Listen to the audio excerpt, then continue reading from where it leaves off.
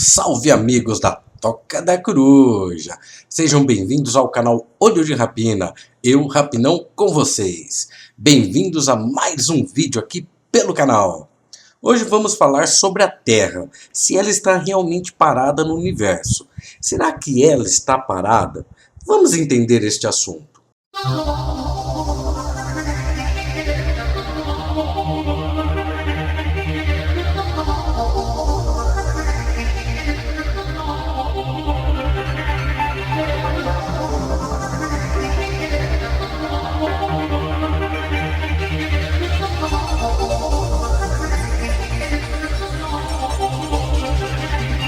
Este vídeo é ofertado pela Brasil Web Host, há mais de uma década hospedando sites com qualidade e preços baixos. Link aí na descrição.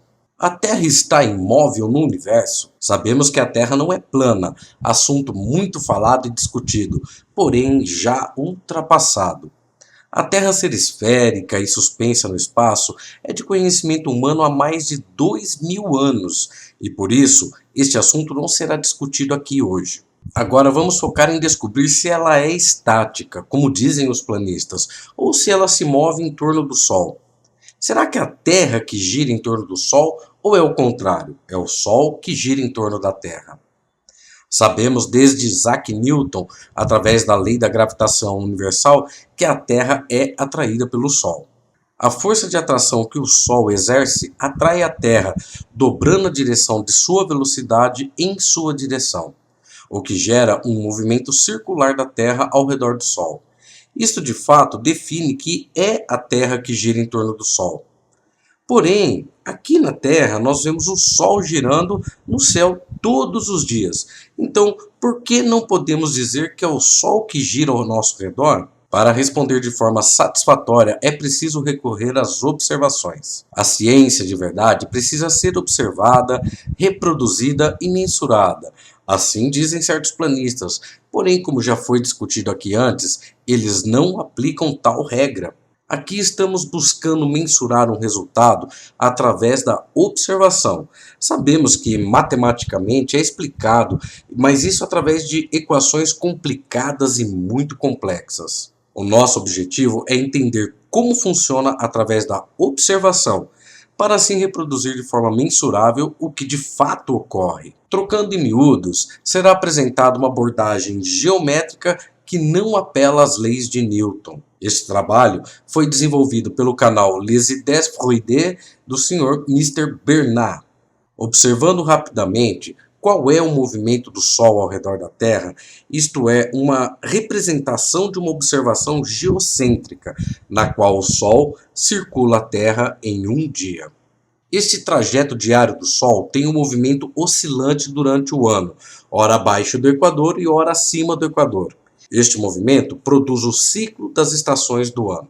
E não é uma descrição meramente teórica. Vamos ao exemplo. Quando temos a posição do Sol ao meio-dia em Paris, no dia 21 de junho, uma pessoa em Paris dirá que o Sol está voltado ao sul a 65 graus de altura acima do horizonte. Mas no Polo Norte, podemos medir e veremos que ele se encontra apenas 23 graus acima do horizonte.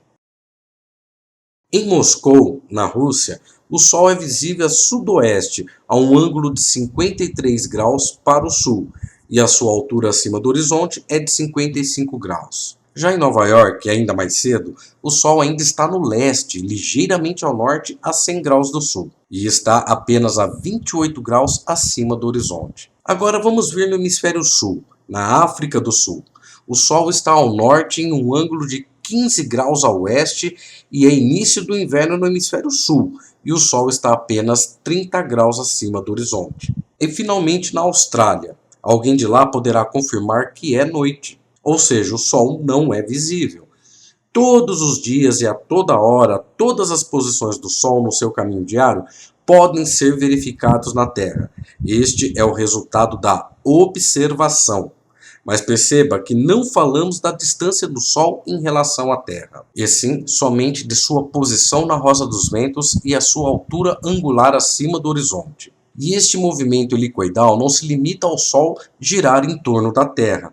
É um pouco mais complicado. E de onde vem esta complexidade? Para chegarmos a uma resposta, vamos observar geometricamente como se combinam os movimentos circulares. Vamos observar dois objetos, um azul e o outro amarelo. Usaremos aqui pirâmides para melhor observarmos os movimentos de rotação. Digamos que o objeto azul gira em torno do amarelo. Este movimento é chamado de revolução da pirâmide azul ao redor da pirâmide amarela. Neste movimento, o amarelo é imóvel e o azul segue uma trajetória regular. Mas para ser mais preciso com a realidade, cada objeto pode ter um movimento rotacional em torno de si mesmo. Além desses dois objetos, precisamos de um terceiro para levar em conta, que é a câmera que usamos para descrever o movimento. A câmera, ou observador, desempenha um papel no que chamamos na geometria de referência. Esta referência é usada para identificar exatamente aonde estão as coisas. O movimento sempre é descrito em uma referência. Se mudarmos a referência, o movimento permanece o mesmo, porém a sua descrição muda. Podemos garantir que a câmera está imóvel em relação à pirâmide amarela. Este ponto de vista é tão válido quanto o ponto de vista anterior. Agora a pirâmide amarela para gradualmente enquanto a velocidade de revolução da azul aumenta. Nesta referência de observação, a pirâmide amarela não se move. E a descrição do movimento é: o objeto azul gira em torno do amarelo. Mas se decidirmos agora colocar a câmera na pirâmide azul, enquanto movemos a câmera, a pirâmide amarela começa a girar em torno de si e em torno da pirâmide azul, que se mobiliza aos poucos.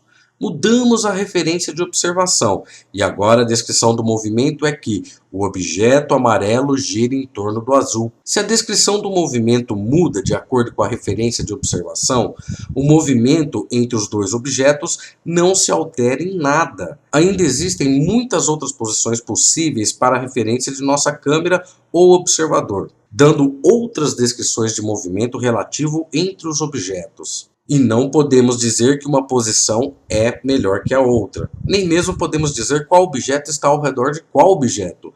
E tampouco podemos dizer o que é a revolução. Mas por quê? Basta pegar um dos objetos, o amarelo, por exemplo. Temos a rotação em torno de seu eixo e a revolução do objeto azul em torno dele. Estes dois movimentos circulares estão ao redor do mesmo eixo. Se com a câmera seguimos o movimento rotacional, a velocidade da revolução mudará. E se pelo contrário seguirmos a velocidade da revolução, a pirâmide fará uma rotação inversa da anterior. A rotação e a revolução estão no mesmo plano e não podemos distingui-las, mas a nossa questão do movimento do Sol e da Terra surge no espaço em 3 dimensões.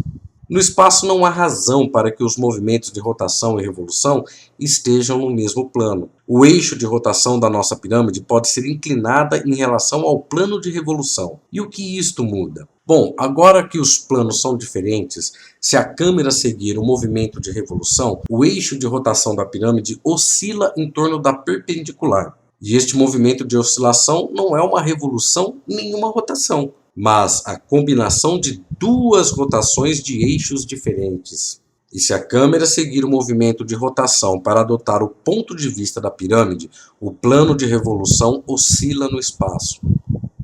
Como o objeto azul segue um caminho circular no plano da revolução, quando o plano da revolução começa a oscilar, o círculo azul oscila e o movimento circular da pirâmide se torna helicoidal. Podemos explicar geometricamente a trajetória oscilante helicoidal do Sol ao redor da Terra, através da combinação do movimento rotacional da Terra em si mesma em um dia e o movimento de revolução do Sol ao redor da Terra em um ano. O primeiro resultado que chegamos é que é mais simples dizer que a Terra gira em torno de si, porém ainda não sabemos quem está perto de quem.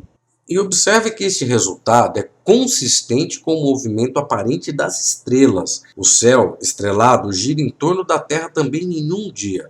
Para ser mais exato, um pouco mais rápido que o Sol. Mas as estrelas estão tão distantes que elas precisariam estar mais rápidas que a luz para percorrer a Terra toda em um dia. E aqui o ponto de vista astronômico e físico confirma a análise geométrica, que a Terra gira em torno de si.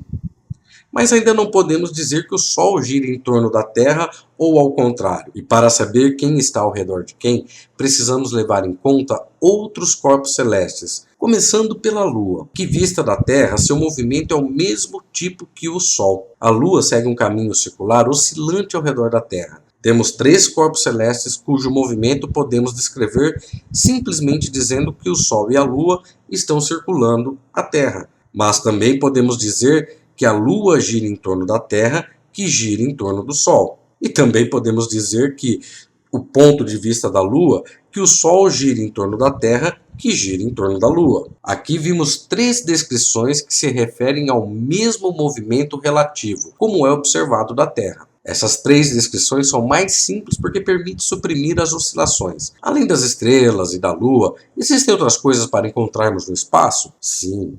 Os planetas. Os planetas parecem estrelas se observados da Terra, mas com movimentos particulares que são conhecidos há séculos pela humanidade. Ao contrário das estrelas, que mantêm uma posição fixa no céu, os planetas se movem rápido pelo plano celeste. Vênus é o planeta mais brilhante e, dependendo do período, é visível ao anoitecer ou ao amanhecer. Ao anoitecer é a primeira que surge e ao amanhecer a última a sumir.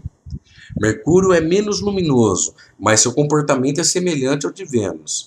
E mais 3 outros planetas são conhecidos desde a antiguidade, pois são facilmente visíveis: Marte, Júpiter e Saturno. Quando vistos da Terra, esses planetas possuem movimentos surpreendentes.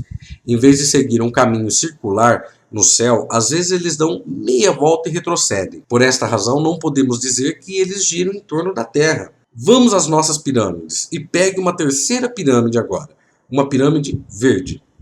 Vamos dizer que giram em torno do amarelo e vejamos o que acontece quando adotamos o ponto de vista da pirâmide azul. Suprimimos o objeto amarelo apenas para melhorar a visualização do movimento do objeto verde. Este movimento, em looping, é chamado de epicicloide. E isto é alcançado com 2 movimentos combinados de revolução. Agora, quando fazemos observações muito precisas a partir da Terra, descobrimos que as trajetórias dos planetas correspondem a um epicicloide. Podemos dizer que os planetas giram em torno do Sol e, com base da periodicidade das trajetórias, podemos calcular as distâncias entre o Sol e os planetas.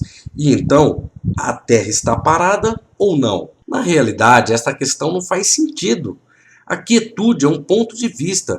Podemos considerar que a Terra está imóvel. Neste caso, as trajetórias do Sol e da Lua são complicadas demais para descrever. O giro da Terra em um dia e um movimento helicoidal norte e sul, com movimentos de 1 ano para o Sol e 1 mês para a Lua. Este movimento é simplificado se considerarmos que a Terra gira em torno de si mesma e que o Sol e a Lua têm um movimento giratório em torno da Terra. Agora, quem gira em torno de quem?